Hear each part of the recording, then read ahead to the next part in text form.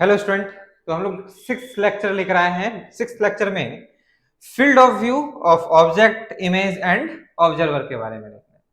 Field of view क्या होता है पहले ये जान लें कि मिरर में अगर किसी प्लेन मिरर की ही बात करेंगे। अभी अभी प्लेन मिरर हमने जस्ट खत्म किया है ना।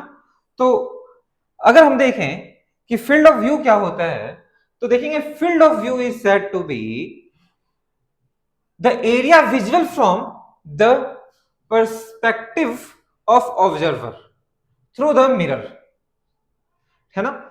इसका मतलब क्या है? मतलब ये है, इसके बारे में डिस्कस कर लें थोड़ा सा कि अब कभी कभी ऐसा देखते हो कि मिरर में कुछ चीजें ऐसा चीज दिख जाता है जो हमारे नजर से परे भी हो तो भी।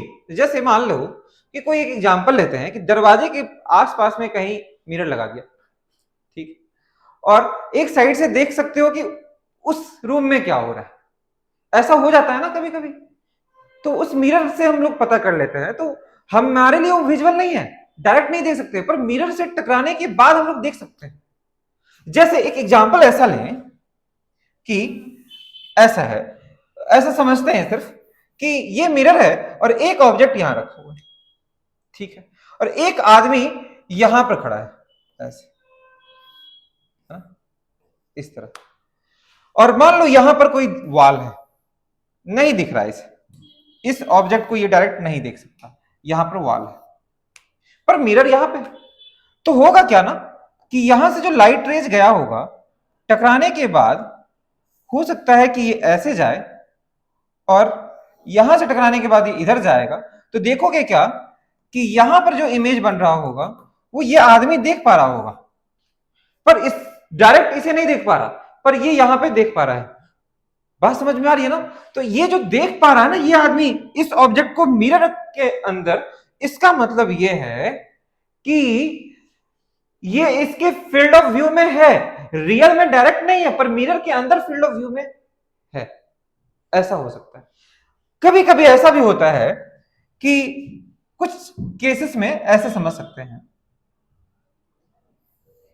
यहां पर ऑब्जेक्ट है ना, यहां पर ऑब्जेक्ट है और आदमी यहां पर खड़ा है, ये इसका आईज है,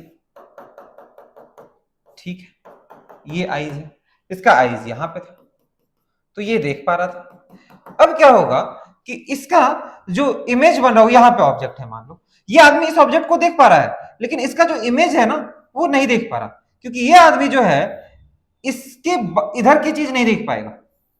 ये आदमी इन दोनों लाइन के बीच ही देख पाएगा इस मिरर में, इधर का चीज नहीं देख पाएगा, उधर का चीज नहीं देख पाएगा। तो ये ऑब्जेक्ट को तो डायरेक्ट देख सकता है लेकिन इस ऑब्जेक्ट की इमेज को नहीं देख पा रहा क्योंकि इसकी फील्ड ऑफ व्यू में इसका इमेज नहीं बन रहा। बात समझ में आ रही है ना। तो यहाँ ये सब चीजें हैं, बहुत कुछ चीजें जो हमें समझना होता है। तो आगे बढ़ते हैं और इसमें पॉइंट्स हैं क्या कि every plane mirror irrespective of its size always produce complete image of object, but the size of mirror field of view of image increases।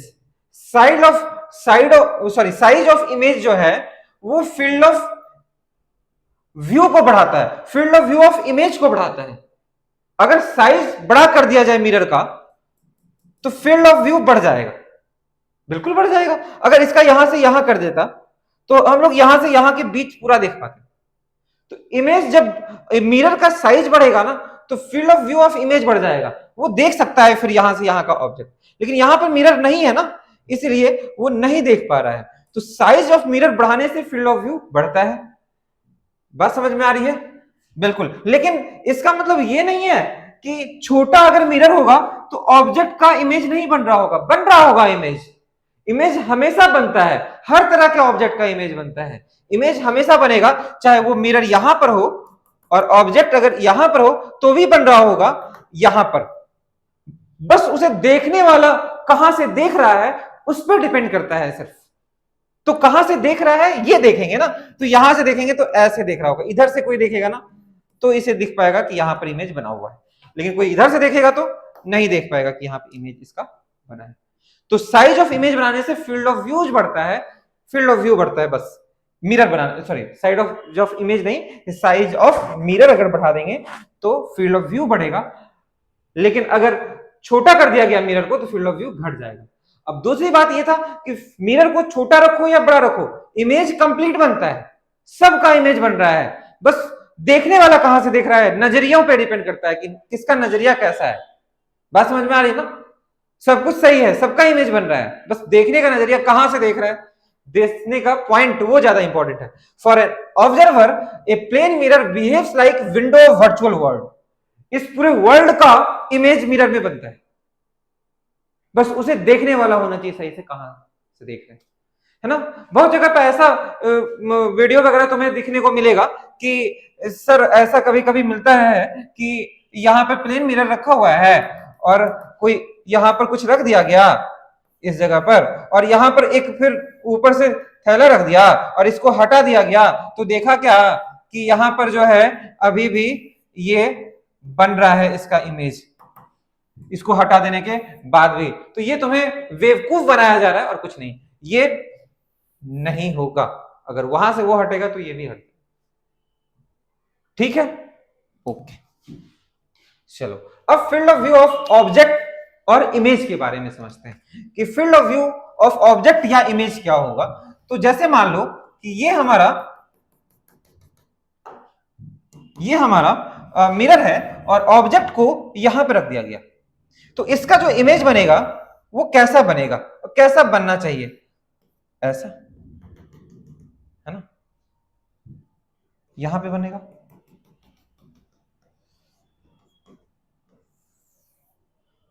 ठीक है, ऐसा, ये आई ये आर, और यहां पर ये आई ये आर, ठीक है, तो इमेज यहां पे बना, बात समझना अब।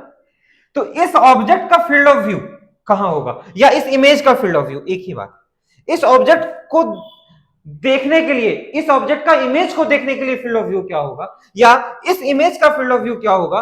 तो अगर हम यहां पे ऐसे देखेंगे तो कहेंगे कि इस रीजन में जो भी आदमी रहेगा वही देख पाएगा कि उसका इमेज कहां पे बना है ना?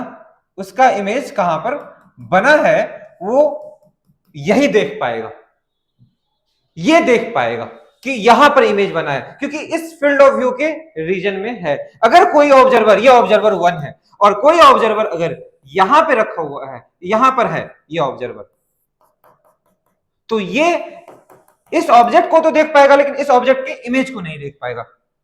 क्यों नहीं देख पाएगा? क्योंकि इस इमेज के फील्ड ऑफ व्यू कहां से कहां तक है, इस येलो लाइन को देखेंगे और उस येलो लाइन में देखेंगे कि कहां तक है, तो यहीं तक है, इसके बाहर कोई ऑब्जर्वर बैठा हुआ है तो वो इसे नहीं देख पाएगा, ठीक है? इस इमेज को यही ऑब्जर्वर देख पाएगा, या इस रीजन में जो भी ऑब्जर्वर होगा इस ऑब्जर्वर को नहीं दिखेगा, O2 को, ऑब्जर्वर 1 ऑब्जर्वर 2, ये ऑब्जेक्ट ये इमेज, तो इसे कहेंगे field of view, field of view, field of view of object और इमेज या इमेज, ये कहेंगे। अब दूसरी बात हम लोग दूसरे लाइन में ये समझेंगे कि फील्ड ऑफ ऑब्जर्वर क्या होता है। ऑब्जर्वर का मतलब कि ऑब्जर्वर के फील्ड ऑफ व्यू में इमेज बना है या नहीं। तो इस बार थोड़ा सा देखने का नजरिया को चेंज कर लो। तो अगर आप लोग यहां से देखेंगे कि एक ऑब्जर्वर यहां पर है, ठीक है ना, और एक ऑब्जर्वर यहां पर है, ये ऑब्जर्वर एक O2 एक O1, तो इसका फील्ड ऑफ व्यू यहां से देखेंगे कि इसका जो फील्ड ऑफ व्यू होगा वो ऐसा होगा, ये जो फील्ड ऑफ व्यू बनाएगा यहां पर, ये जो फील्ड ऑफ व्यू बना, ये field of view of observer है,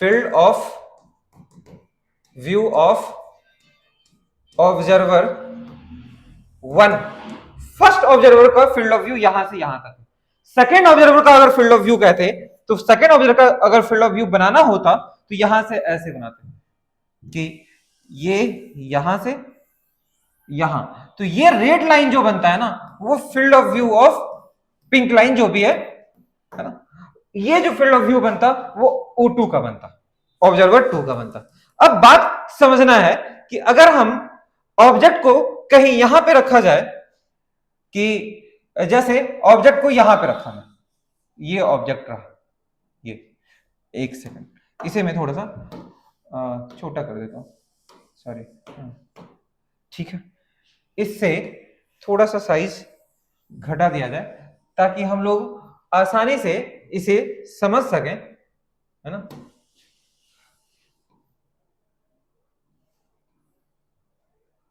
अरे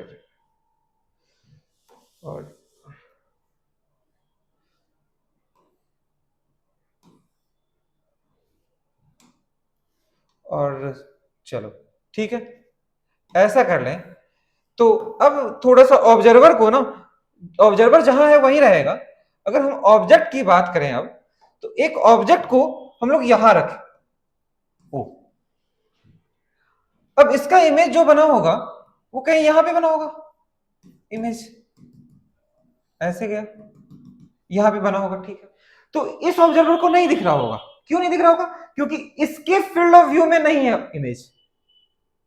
बात समझ में आ रही है, इसके फील्ड ऑफ व्यू में इमेज नहीं है। अगर यहां पे कोई ऑब्जेक्ट रखा जाता ओ, तो इसका इमेज बनता है यहां पर, तो कहते कि इसका इमेज यहां पर दिखेगा, तो इसके फील्ड ऑफ व्यू में इमेज है, ठीक है। तो ये इमेज दिखेगा, इसके फील्ड ऑफ व्यू में ये इमेज नहीं है तो ये नहीं दिखेगा, इसका इमेज वहां नहीं दिखेगा। बात समझ में आ रही है ना। तो या तो ऑब्जर्वर के फील्ड ऑफ व्यू में इमेज हो एक, या नहीं तो यहां पर देखेंगे कि इमेज के फील्ड ऑफ व्यू में ऑब्जर्वर हो, इस इमेज के फील्ड ऑफ व्यू में ये ऑब्जर्वर है, तो ये देख पाएगा इसे, इस इमेज के फील्ड ऑफ व्यू में ये ऑब्जर्वर, या ऑब्जेक्ट के फील्ड ऑफ व्यू में ये ऑब्जर्वर। दूसरा कहानी ये था कि इस ऑब्जर्वर के फील्ड ऑफ व्यू में ये इमेज है तो दिख रहा है, ये नहीं दिख रहा, इसे यहां से दिख जाएगा, इससे दिख जाएगा, अगर इसे ड्रॉ करते हैं ना तो यहां से दिख जाता, तो इसके फील्ड ऑफ व्यू में ये इमेज है। बात समझ में आ रही है। तो हम लोग दोनों में से कोई भी एक केस लेंगे कि या तो ऑब्जर्वर इमेज के फील्ड ऑफ व्यू में हो या इमेज ऑब्जर्वर के फील्ड ऑफ व्यू में होगा, तभी वो देख पाएगा कि हाँ यहां से यहां तक इमेज, यहां पर इमेज बना हुआ है। बात समझ में आ रही है। तो इसका एक क्वेश्चन करते हैं, बहुत ही अच्छा क्वेश्चन है कि एक ऑब्जेक्ट है, पॉइंट ऑब्जेक्ट ओ, वो यहां पे रखा हुआ है इस लाइन में, ये डी डिस्टेंस है, ये टोटल 2D है, तो ये भी डी हो जाएगा, ये भी डी हो जाएगा। तो एक object O kept in front of plane mirror, ये प्लेन मिरर है हमारा M M dash, the line MOP makes an angle 60 degree with the mirror, ये जो लाइन है ना यहां से यहां ये एंगल बन रहा है 60 डिग्री, 60 डिग्री, ठीक है, थीटा का वैल्यू 60 डिग्री है। And observer is walking along the line APB, ऐसे जा रहा है, ठीक है, जा रहा है APB perpendicular to MOP, MOP के परपेंडिकुलर लाइन है, ठीक है। Find the length of his path, एक ऑब्जर्वर ऐसे जा रहा है, कह रहा है length of his path along APB, APB के अलोंग लेंथ कितना होगा, in which he can see the image of object, object के इमेज को वो देख सके, इसके लिए तो ऑब्जेक्ट के इमेज को देख सके उसके लिए ये यहां से यहां तक कितना लेंथ तक में देख पाएगा, ऐसा कुछ होगा, यहां से यहां तक रहेगा, मतलब यहां से यहां तक उस इमेज का फील्ड ऑफ व्यू रहेगा, उसमें अगर ऑब्जर्वर उस इसका जो इमेज यहां बनेगा उसका इमेज कहीं यहां बना होगा, उसके फील्ड ऑफ व्यू में रहेगा ऑब्जर्वर तो देख पाएगा। तो यहां से एक ऑब्जर्वर चलना शुरू किया, तो यहां से चला ए, यहां बी मान लिए, यहां पी मान लिए, तो यहां से यहां तक पूरा वैल्यू निकालना पड़ेगा, तो पूरा वैल्यू निकालेंगे। तो हमें यह पहले पता करना है कि ये इमेज जो आया यहां पर इमेज बना होगा, ठीक है, बना होगा, बिल्कुल बना होगा,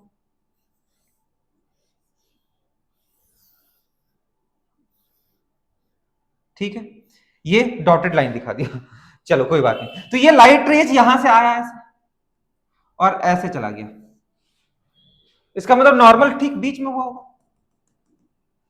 अब नॉर्मल कहां होगा ये भी देखना है, तो नॉर्मल ये 60 डिग्री है, तो ये 30 डिग्री हुआ होगा नॉर्मल, क्योंकि नॉर्मल प्लेन मिरर से कितना बनाता है 90 डिग्री, तो ये 30, तो इधर भी 30, तो टोटल कितना 60, 60 हुआ, मतलब आया टकराकर यहां गया 60 डिग्री, तो 60 डिग्री है, ये यहां से यहां तक का डिस्टेंस है 2d, है ना, और ये 60 डिग्री है, तो पी बी का वैल्यू निकालोगे तो tan P tan 60 degree equal to P B by 2d, P B by 2d, D small था, तो ये हो गया पी बी इक्वल टू 60 का √3, तो 2√3d हो जाएगा, ये बन गया यहां से यहां तक का डिस्टेंस। अब यहां से यहां का डिस्टेंस निकालना है, उसके बाद क्या करना है, एक यहां पर लाइन ड्रॉ कर दो। अच्छा, यहां से यहां तक का डिस्टेंस पता कर सकते हैं, P इसको मान लो Q मान लो, तो P Q equal to m dash O होगा, m डैश ओ होगा ना, और ये d डिस्टेंस है, तो tan 60 इक्वल टू यहां भी लिखाएंगे, tan 60 इक्वल टू यहां से यहां तक का डिस्टेंस हो गया हमारा पी क्यू बाय ये डिस्टेंस हुआ d, इसका वैल्यू √3, तो P Q equal to √3d। बात समझ में आ रही है? अब यहां से हमें a से q निकालना है, तो a से q निकालने के लिए ये 30 डिग्री होगा ना, यहां से लाइट गया ऐसे, चलो दूसरे कलर से दिखाते हैं, तो यहां से लाइट ऐसे गया, इसमें टकराया, टकराने के बाद ये इधर गया, तो जो नॉर्मल बना होगा यहां पर वो 90 डिग्री बनाता है यहां से, तो ये जरूर 60 डिग्री बना होगा। अब ये 60 तो ये 30, क्योंकि ये और ये परपेंडिकुलर है, ये 30 तो ये नॉर्मल से 90 डिग्री बनेगा, सॉरी 90 कह रहा हूं, यहां ये 60 है तो नॉर्मल से 60 डिग्री बनेगा, ये भी जो लाइट रेज गया नॉर्मल से इंसिडेंट रे और reflected ray I equal to R, ये 60, तो ये 30 हो गया, तो यहां भी 30 बचेगा, यहां 30 डिग्री। अब 30 डिग्री अगर लगाएंगे तो ये पता है D है, तो A क्यों निकलेगा क्या, बिल्कुल निकलेगा सर, आप निकाल दीजिए निकल जाएगा, आप अगर कर दें तो बिल्कुल सब कुछ तो हमें करना है ना, आप लोग से तो कुछ होने से रहा, ओके सर। तो हम लोग यहां पे कहेंगे क्या कि tan 30 equal to A Q by यहां से यहां तक का डिस्टेंस डी है, डी, तो ए क्यू इक्वल टू ये हो जाएगा 1/√3, तो d/√3 ये बन जाएगा। अब हमें सबको जोड़ देना है, क्या जोड़ना है, तो सर ए पी निकालना है, ए बी निकालना है, नीचे बी था, इक्वल टू ए क्यू ऐसे, A B equal to A Q plus P Q और plus P B, A Q plus P Q या Q P plus P B, तो ए बी का value आएगा हमारा, ए क्यू का value कितना है, तो d/√3 प्लस पी क्यू का वैल्यू कितना है, √3d, और बी पी बी का वैल्यू कितना है, तो 2√3d, तो ये वैल्यू आ रहा है, ये दोनों जुड़ जाएगा तो 3√3 हो जाएगा, d/√3 प्लस 3√3d। अब इसे आप लोग सॉल्व कर लेंगे और देख लेंगे कि क्या वैल्यू आ रहा है, ठीक है। चलो तो आगे अब इसमें इतना ही रहने देते हैं, लेक्चर 6 में आगे हम लोग करेंगे फिर, अभी फील्ड ऑफ व्यू खत्म हो गया इसमें, ठीक है। तो पूरा एक प्रोसेस में एक पूरा वे जो है ना, हम लोग जो डिसाइड किया हुआ है टीम की, एक पूरा कंटेंट बिल्कुल अच्छे तरीके से मिल जाए आप लोग को, और इसमें एक भी चीज छूटा हुआ नहीं मिलेगा आपको, जो भी JEE main advance point of view से, इनफैक्ट नीट भी मैं कह देता हूं कि नीट के बच्चे भी इसे देख सकते हैं, पर एडवांस पॉइंट ऑफ व्यू और मेन पॉइंट ऑफ व्यू से पूरा कंटेंट इसमें है, ठीक है।